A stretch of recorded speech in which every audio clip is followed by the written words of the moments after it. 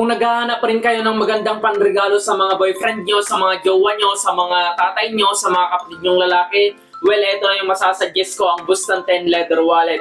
Ang kagandahan dito is, as you can see, meron na siyang gift bag na kasama. Napakaganda niya, black pa siya. Talagang stylish at neutral color. And as you can see, yung box niya palang, tignan mo naman yung texture niya. Yan. And yung presentation niya, as you can see, napakaganda. Meron pa siyang dedication dito na paglalagyan mo lang letter kung gusto mong mag-dedicate sa kanila.